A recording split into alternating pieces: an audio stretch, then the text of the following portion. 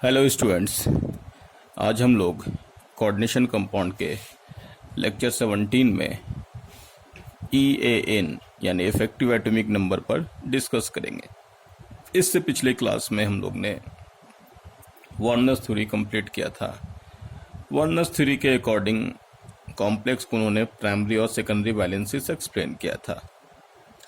उनमें बहुत सारे डिमेरिट्स हैं।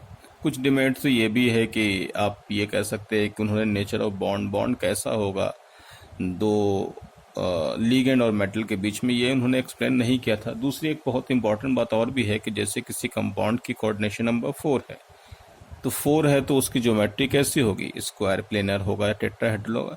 ज्योमेट्री के बारे में भी एक्सप्लेन नहीं किया था। इसके बाद जो न्यू थ्योरी आई थी वो है सिडविक की। तो हम लोग इस लेक्चर में सबसे पहले शुरू करते हैं सिडविक थ्योरी से। सिडविक ने क्या कहा था कॉम्प्लेक्स के बारे में, तो सबसे पहले सिडविक पाते। उससे पहले एक छोटा सा एक करेक्शन है पिछले लेक्चर का, वो देख लीजिए आप।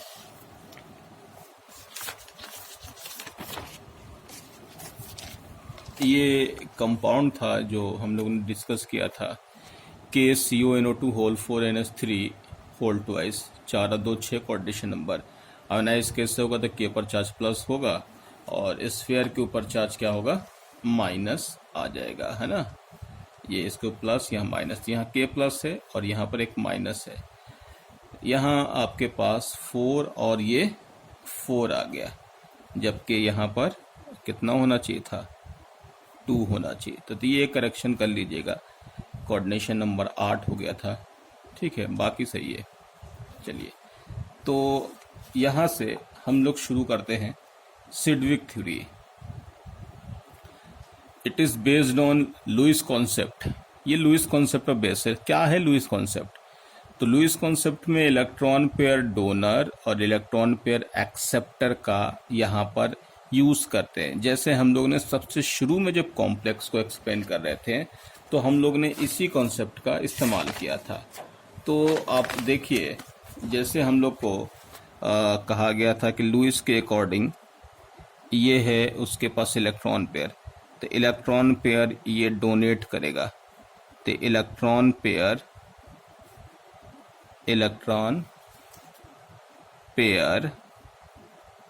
डोनर, तो ये लुईस बेस होता है।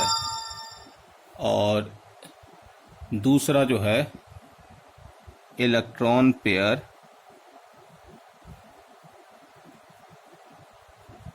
एक्सेप्टर, लुईस एसिड होता। Electron pair donor Lewis base, electron pair acceptor Lewis acid. तो ये हुआ इलेक्ट्रॉन पेयर डोनर, ठीक है, ये वाले केमिकल। और इलेक्ट्रॉन पेयर एक्सेप्टर कौन सा हो गया, मेटल और मेटल आयन। तो ये हम लोगों ने इलेक्ट्रॉन पेयर डोनर और इलेक्ट्रॉन पेयर एक्सेप्टर के बारे में देखा था, ठीक है। तो यही चीज़ यहाँ पे उन्होंने इस्तेमाल किया कि कोई कॉम्प्लेक्स जब बनता है तो उस कॉम्प्लेक्स में लीगेंड को इलेक्ट्रॉन पेयर डोनर मान लो और इसको एक्सेप्टर मान लो। जैसे लीगेंड हमने ले लिया, ये देखिए, ये पहले हम लोग ने देखा था ना, लीगेंड और मेटल के बीच में कोऑर्डिनेट बॉन्ड। ये हो गया लीगेंड और ये हो गया सेंट्रल मेटल, है ना, सेंट्रल मेटल। इसको ऐसे भी दिखा सकते हैं, ये बॉन्ड कौन सा है, इसको कहते हैं कोऑर्डिनेट बॉन्ड। ये देखिए, ये लीगेंड हो गया, इलेक्ट्रॉन रिच स्पीशीज, और ये देखिए मेटल है, ये इलेक्ट्रॉन पुअर स्पीशीज। मैंने दिखाया था आपको कि लीगेंड और मेटल को इस तरीके से कोऑर्डिनेट बॉन्ड के थ्रू बाइंड करते हैं, जिसको हम लोग ऐसे एक्सप्लेन करते हैं। ये है रिप्रेजेंट करने का तरीका। तो वही यहाँ पर लिखा है, लीगेंड इलेक्ट्रॉन पेयर डोनर है, central metal ion electron pair acceptor है। He introduce coordinate bond also called dative bond या सेमीपोलर। कोऑर्डिनेट बॉन्ड का ही नाम है डेटिव बॉन्ड और semipolar bond. According to Sidgwick, the ligand donate electron pair to central metal ion to form coordination compound. ठीक है, यही तो हम बोल रहे थे कि लिगेंड मेटल को इलेक्ट्रॉन पेयर डोनेट करेगा और यहाँ पर कॉम्प्लेक्स का फॉर्मेशन करेगा। एक एग्जाम्पल दिया हुआ CONH3 3 पॉजिटिव। यहाँ पर ये एग्जाम्पल को आपको सिडविक थ्योरी के अकॉर्डिंग समझाना है। देखिए यहाँ पर NH3 लीगेंड है जिसको लुईस बेस लिखा हुआ है या electron pair donor. Cobalt 3 positive, क्योंकि कोबाल्ट की ऑक्सीडेशन स्टेट +3 होगी, तो यहाँ पर लुईस एसिड है, इलेक्ट्रॉन पेयर एक्सेप्टर। इनको कैसे दिखाएंगे, तो कोबाल्ट को सेंट्रल मेटल आयन मान लो, ये बीच में रख दो, और यहाँ कोऑर्डिनेशन नंबर 6 है, अमोनिया की डेंसिटी 1 है, तो 6 अमोनिया इस तरीके से कोऑर्डिनेट बॉन्ड के थ्रू अटैच होंगे। ये हो गया अमोनिया का 6 कोऑर्डिनेट बॉन्ड। तो ये यहाँ पर इस तरीके से कॉम्प्लेक्स को सिडविक थ्योरी ने एक्सप्लेन किया था कि कोई कॉम्प्लेक्स अगर आपको दिया हुआ है तो लीगेंड का जो नंबर होगा उस नंबर को कोऑर्डिनेट बॉन्ड के थ्रू मेटल और मेटल आयन को डोनेट कर दो। ये सिडविक ने ही बताया था, यानी लीगेंड को लुईस बेस कहा जाएगा और सेंट्रल मेटल और मेटल आयन को लुईस एसिड कहा जाएगा। अब यहाँ से एक और बात यहाँ पर इम्पॉर्टेंट है कि सिडविक ने अब कॉम्प्लेक्स के फॉर्मेशन के पीछे एक और भी लॉजिक दिया था जिसको हम लोग कहते हैं EAN। EAN का मतलब होता है इफेक्टिव एटॉमिक नंबर। है क्या ये इफेक्टिव एटॉमिक नंबर? ये बड़ा इंपॉर्टेंट पार्ट है, इससे क्वेश्चन भी IIT में आते हैं। एक छोटा सा एग्जांपल से पहले समझिएगा। जैसे मैंने ले लिया सोडियम, जैसे मैंने ले लिया मैग्नीशियम, जैसे मैंने ले लिया ऑक्सीजन। जैसा कि मालूम है कि सोडियम 1 इलेक्ट्रॉन लॉस करता है, ये इलेक्ट्रॉन लॉस कर दिया। मैग्नीशियम जो है 2 इलेक्ट्रॉन लॉस करता है, यहाँ भी 2 इलेक्ट्रॉन लॉस कर दिया। ऑक्सीजन ने 2 इलेक्ट्रॉन ले लिया, ये हो गया ऐसा। अगर आपसे पूछा जाए कि इसके लॉस करने के पर इसके पास इलेक्ट्रॉन कितने बचे, तो आपने कहा 10। इसके पास भी कितने हो गए? 10। इसके पास भी 10। ये 10 से क्या मतलब है? ये 10 Ne नियॉन का एटॉमिक नंबर है। अगर पोटाशियम ले लें तो पोटाशियम 1 इलेक्ट्रॉन लॉस करके यहाँ पर ये 19 है, यहाँ पर ये 11 है, ये 12 है, ये 8 है और ये 19 है। तो अब कितना हो गया? 18। 18 किसके इक्विवेलेंट है? आर्गन के। ये बहुत पुरानी थ्योरी थी जो हम लोग को समझाया गया था लुईस के अकॉर्डिंग कि जब कोई भी केमिकल बॉन्ड फॉर्मेशन करता है तो बॉन्ड को फॉर्म करने के लिए वो नियरेस्ट इनर्ट गैस की एटॉमिक नंबर तक पहुंचने के लिए वो इलेक्ट्रॉन गेन करता है या तो लॉस करता है। यानी पहला केस ये था कि कोई भी केमिकल अपने आप को इनर्ट गैस के एटॉमिक नंबर तक पहुंचने के लिए इलेक्ट्रॉन लॉस और गेन करता, जिससे वो बॉन्ड फॉर्मेशन करता है। ये बहुत पुरानी थ्योरी थी। बाद में ये कहा गया कि ये ज़रूरी नहीं है कि किसी केमिकल की स्टेबिलिटी जो है सिर्फ ऑक्टेट के पूरे करने से ही हो जाती है।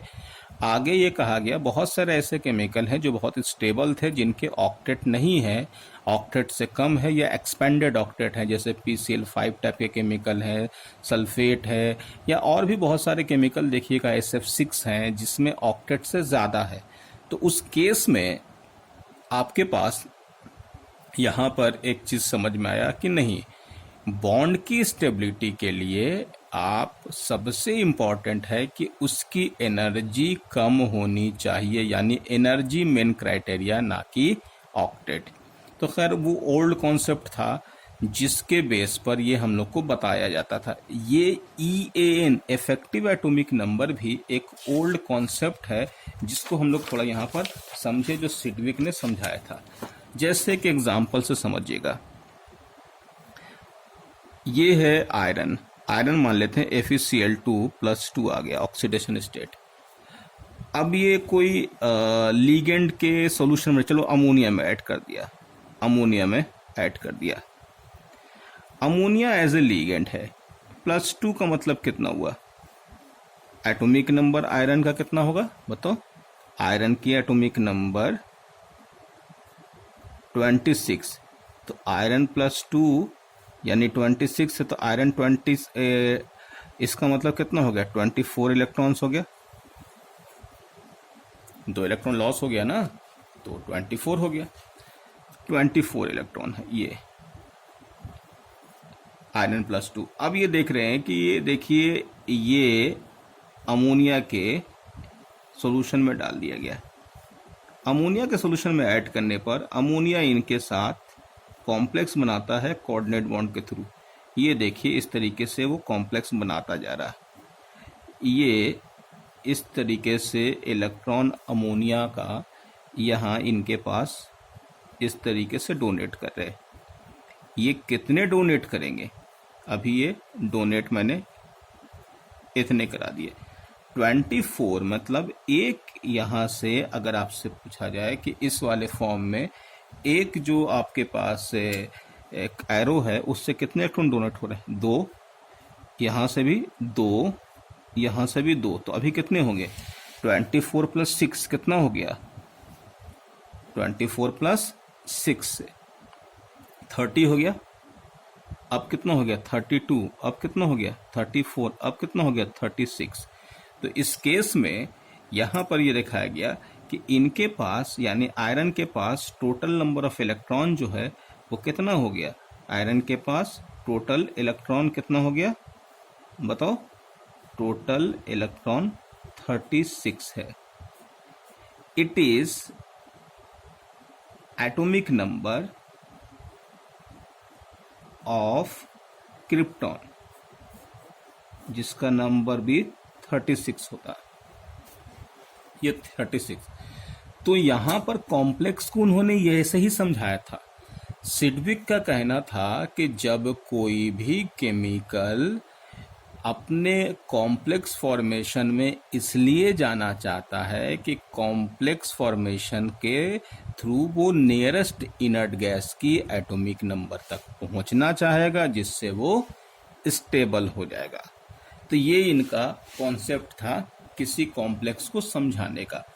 इसी को इन्होंने इफेक्टिव एटॉमिक नंबर से समझाया था।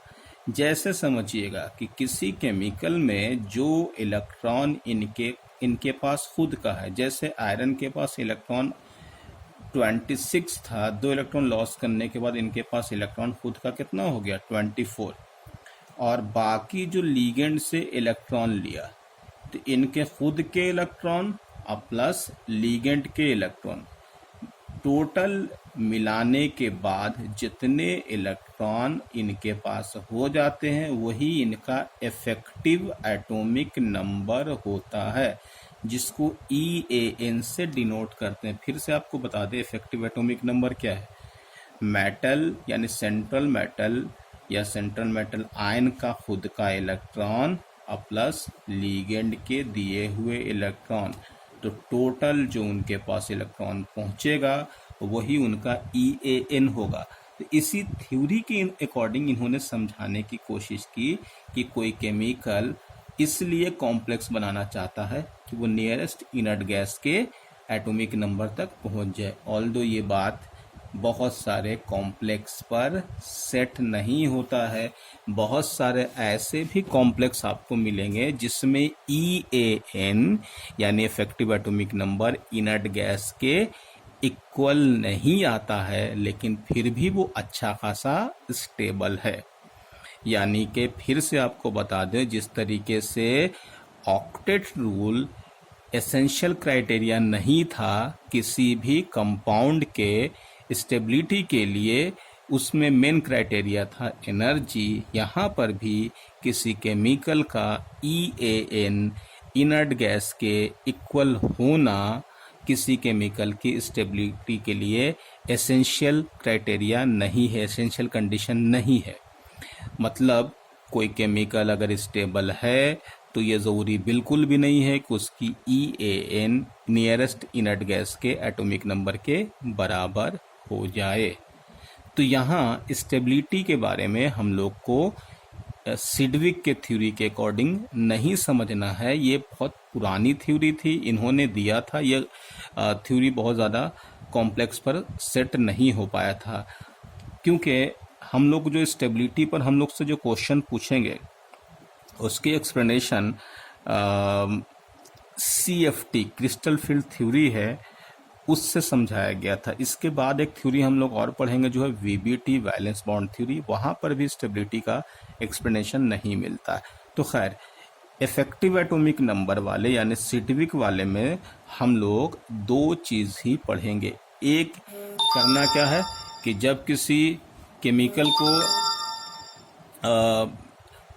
केमिकल को देखेंगे तो उस केमिकल में हम लोग से क्वेश्चन में पूछेगा कि इफेक्टिव एटॉमिक नंबर जो है वो effective atomic number inert gas के इक्वल होता है या नहीं होता। अगर वो effective atomic number inert gas के इक्वल होता है तो आप बोलेंगे EAN रूल को फॉलो करता है, नहीं होता है तो नहीं करता है। तो खैर, तो हम लोग इफेक्टिव एटॉमिक नंबर क्या बोल रहे थे, किसी मेटल या मेटल आयन के पास जो खुद के इलेक्ट्रॉन हो और लीगेंड के इलेक्ट्रॉन को जोड़ने के बाद जो नेट वैल्यू आएगा वही उसका इफेक्टिव एटॉमिक नंबर होगा। तो देखिए यहाँ पर नेक्स्ट हम लोग का पार्ट वही है। ये हम लोग को सिडविक इफेक्टिव एटॉमिक नंबर, जिसको EAN रूल कहते हैं, effective atomic number rule is also known as 18 electron rule, जिसको 18 इलेक्ट्रॉन रूल भी कहते हैं, इसको नोबेल गैस रूल भी कहते हैं।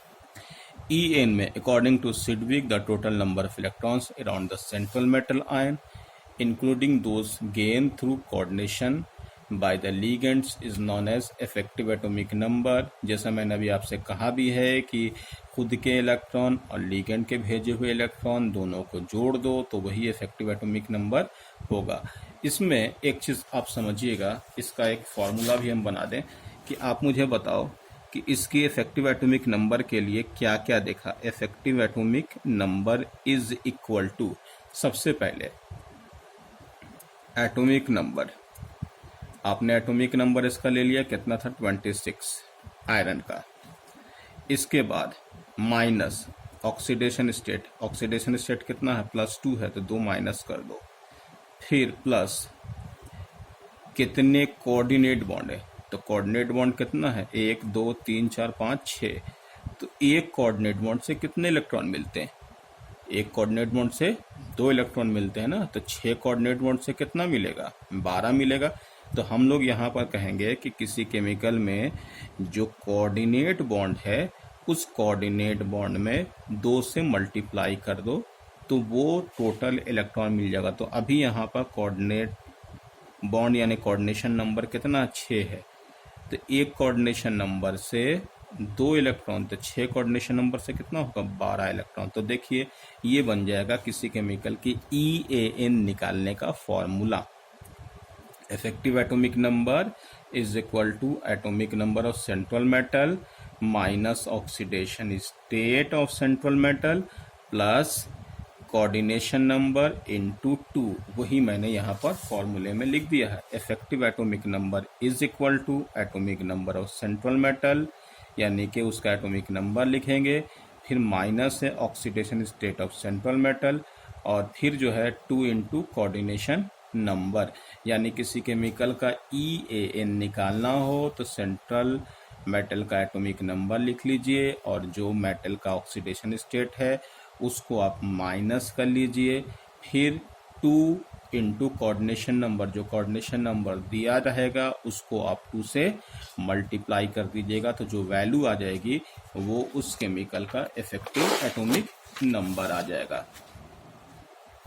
अब यहाँ पर एक पॉइंट लिखा, complex will follows EAN rule because EAN is equal to inert gas 18 36 54 86। मतलब ये समझाया गया कि जब आप इफेक्टिव एटॉमिक नंबर निकालने के लिए जाएं, कैसे, एटॉमिक नंबर ये है ना, atomic number minus atomic number central metal minus oxidation state plus 2 into coordination number. जब इस फॉर्मूले से किसी केमिकल का EAN कैलकुलेट करें तो उस EAN के कैलकुलेट करने में अगर EAN इनर्ट गैस, इनमें से कोई इनर्ट गैस के वैल्यू को वो या इनमें से कोई भी इनर्ट गैस का वैल्यू आ जाए तो आप बोलोगे complex will follows EAN rule.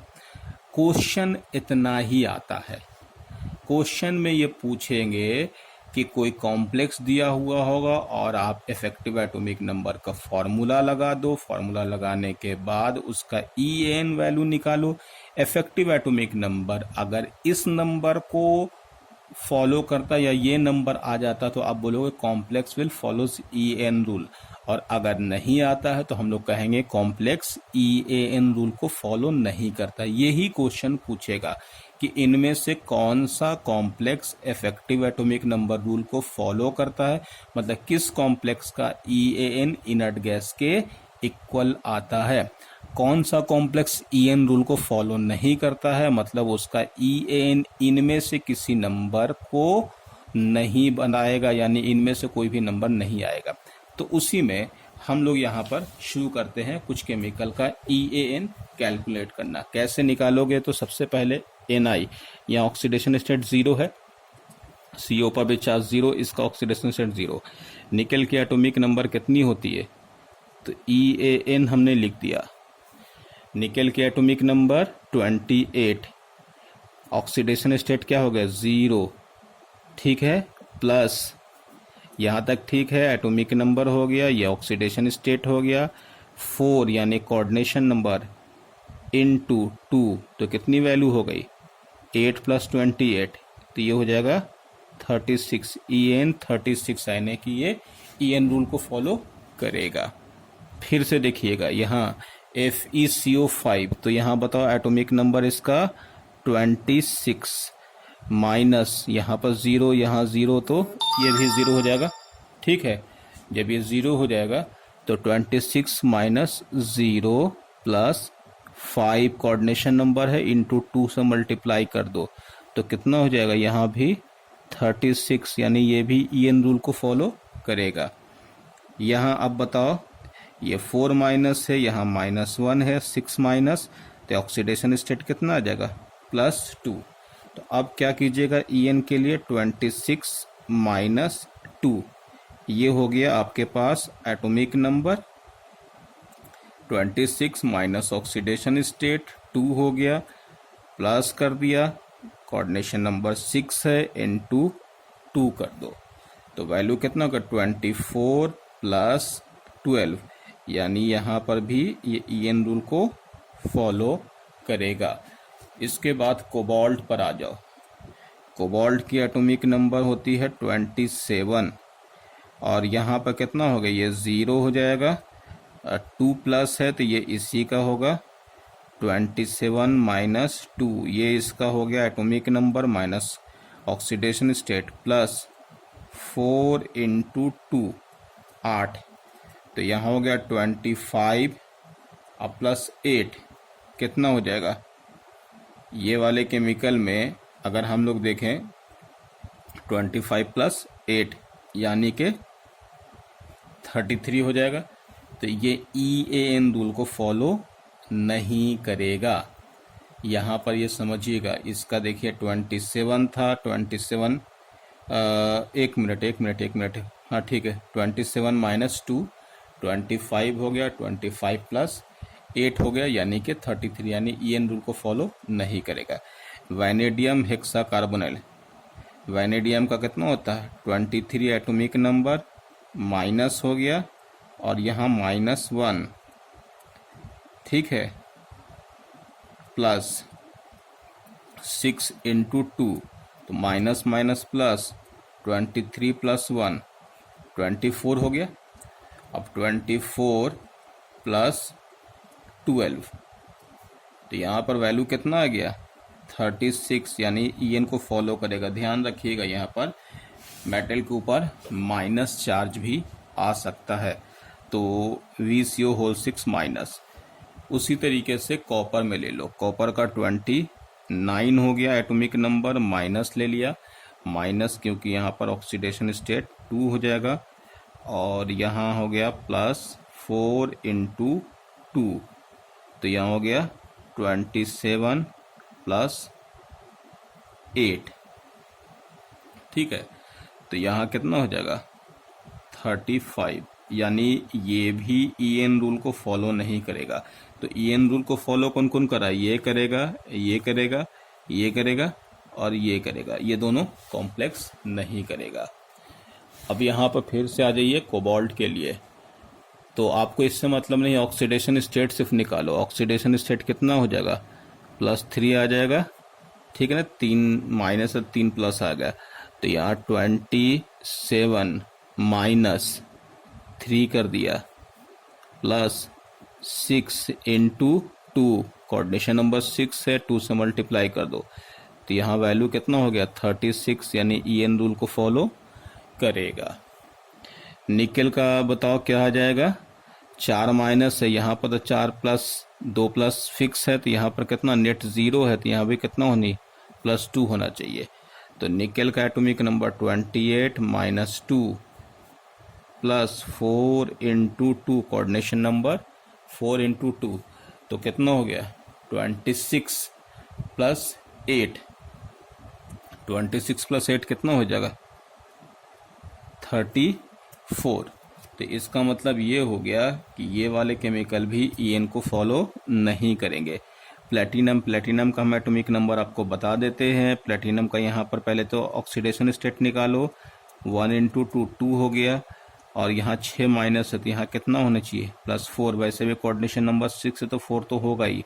Platinum का हम एटॉमिक नंबर लिख देते हैं, प्लेटिनम के एटॉमिक नंबर 78 है, वैसे वो दे देंगे, वैसे याद रखो तो ज़्यादा अच्छा, क्योंकि प्लेटिनम के बहुत सारे कॉम्प्लेक्स मिलेंगे। तो 78 माइनस 4 प्लस 6 इंटू 2, तो अब आप देखिए कितना आ गया, ये हो गया 74 अब प्लस 12, तो वैल्यू कितना हो गया 86 हो गया ना ब्रेकडाउन का एटॉमिक नंबर, यानी ये भी EN रूल को फॉलो कर देगा। क्रोमियम की एटॉमिक नंबर कितनी होगी, तो यहाँ देखिए +1 है, 3 प्लस हो गया, और यहाँ -2 है, -6 हो गया, तो 6 माइनस यहाँ 3 प्लस, तो यहाँ पर कितना होना चाहिए 3 होना चाहिए, 3 लिख दिया। अब यहाँ पर 24 एटॉमिक नंबर होता है क्रोमियम का, 24 -3 ये हो गया, प्लस अब यहाँ देखिए इसमें समझिएगा इसकी कोऑर्डिनेशन नंबर कितनी है, 3 है या 6 है, तो आपको मालूम इट इज़ अ बाइडेंटेट ना, तो कोऑर्डिनेशन नंबर कितना बोलोगे, समझ रहे हो, गिवन नंबर इंटू डेंटिसिटी, तो कोऑर्डिनेशन नंबर 6 हो जाएगा, 6 इंटू 2, इसमें कंफ्यूज मत होइएगा, ये पहले भी हम लोग ने कोऑर्डिनेशन नंबर निकाला हुआ। तो यहाँ कितना हो गया 21 प्लस 12, तो कितना हो जाएगा 33, तो ये भी EN रूल को फॉलो नहीं करेगा। अब यहाँ पर Hg है, Hg मतलब यहाँ Hg का एटॉमिक नंबर लिख देते हैं 8080, ये -1 है, ये +1 है, 2 प्लस है, और यहाँ पर 4 माइनस है, तो यहाँ कितना है 2 प्लस होना चाहिए, तो ये हो जाएगा 80 -2 प्लस 4, कोऑर्डिनेशन नंबर 4 है इसलिए हम लोग 2 कर दे, तो कितना हो जाएगा 78 प्लस 8, तो 78 प्लस 8 कितना हो जाएगा 86 होगा ना, यानी ये भी EN रूल को फॉलो करेगा। सिल्वर की एटॉमिक नंबर कितनी होती है, सिल्वर का चलो लिख देते हैं, सिल्वर 47 होता है, तो यहाँ -1 है, तो यहाँ कितना होगा +1, क्योंकि पहले ही बताए हैं कि +1 अगर ऑक्सीडेशन स्टेट है तो इसका कोऑर्डिनेशन नंबर 2 होगा, तो यहाँ 47 -1 प्लस कोऑर्डिनेशन नंबर 2 इंटू 2, तो कितना हो गया 46 प्लस 4 50, यानी ये EN रूल को फॉलो नहीं किया है तो इफेक्टिव एटॉमिक नंबर रूल को फॉलो नहीं करेगा। उसी तरीके से VCO6 वैनेडियम का, तो हमने लिखा है वैनेडियम 23 होता है, चार्ज कुछ नहीं है, तो यहाँ 0, यहाँ भी 0, यहाँ भी 0, 0 + 6 × 2, तो कितना हो गया 23 + 12, 23 + 12, ये हो गया 35,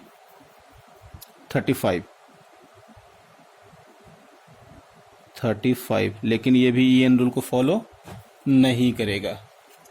Mn यहाँ पर हो गया कितना 25, पहले ऑक्सीडेशन स्टेट निकाल लो -1, यहाँ कितना आ जाएगा 4 माइनस है 2 माइनस बचा, तो यहाँ +2 होना चाहिए, तो 25 - 2 + 4 × 2, तो ये केमिकल हो गया 23 + 8, ठीक है, तो ये हो जाएगा 31, तो ये भी EN रूल को फॉलो नहीं करेगा।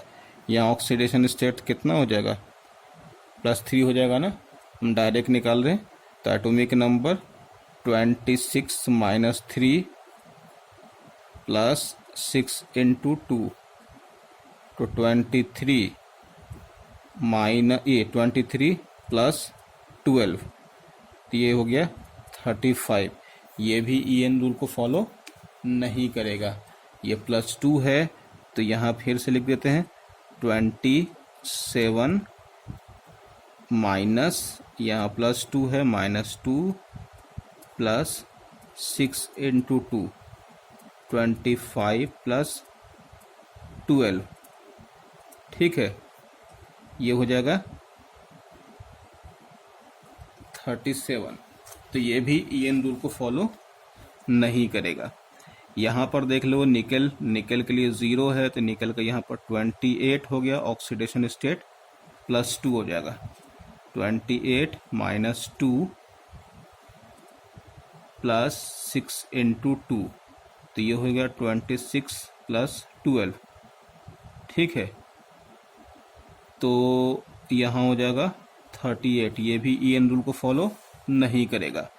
Fe ऑक्सलेट ये -2 है, तो यहाँ पे कितना आ जाएगा 3 माइनस बच रहा है, 6 माइनस 3 माइनस बचा, तो यहाँ +3 हो जाएगा, तो ये हो जाएगा 26 - 3 प्लस, इसका ध्यान रखिएगा बाइडेंटेट है, तो कोऑर्डिनेशन नंबर इसका कितना बोलेंगे, कोऑर्डिनेशन नंबर 6 ना, तो 6 × 2 कर दो, 23 + 12, तो ये हो गया 35, ये भी EN रूल को फॉलो नहीं करेगा। EDTA पर चार्ज होता है -4, तो 4 माइनस में 1 माइनस बचा है, इसका मतलब कितना होना चाहिए +3 होना चाहिए, तो 27 - 3। अब यहाँ बताओ EDTA का कोऑर्डिनेशन नंबर कितना होता है 6 होता है, क्योंकि इसके पास 6 डोनर साइट है, तो यहाँ प्लस कर दो 2, यानी कि number of electron into coordination number, तो 24 + 12 36, यानी EN रूल को फॉलो किया। तो इन हिसाब से कुछ केमिकल्स की इफेक्टिव एटॉमिक नंबर कैलकुलेट किया। इफेक्टिव एटॉमिक नंबर कैलकुलेट करने का जो फॉर्मूला है वो ध्यान रखिएगा, atomic number minus oxidation state +2 into coordination number. इस फॉर्मूले से जो मैंने जो सारे केमिकल का जो EN निकाला है वो निकालिएगा। EN निकालने के बाद इनर्ट गैस जो यहाँ पर दिया हुआ है, इनर्ट गैस के एटॉमिक नंबर के इक्वल आ जाता है तो बोलेंगे EN रूल को फॉलो करता, नहीं अगर आता है तो EN रूल को फॉलो नहीं करता। आपसे क्वेश्चन इतना ही पूछेगा कि कौन सा complex effective atomic number rule को फॉलो करता, कौन नहीं करता। इसके नेक्स्ट क्लास में हम लोग कार्बोनाइल के इफेक्टिव एटॉमिक नंबर कैलकुलेट करने का तरीका सीखेंगे। कार्बोनाइल में हम लोग जो कार्बोनाइल है उस कार्बोनाइल में कैसे इफेक्टिव एटॉमिक नंबर देखा जाता है वो देखेंगे। उसके बाद 18 इलेक्ट्रॉन रूल पर डिस्कस करेंगे नेक्स्ट क्लास में हम लोग। ठीक है, ओके, थैंक यू।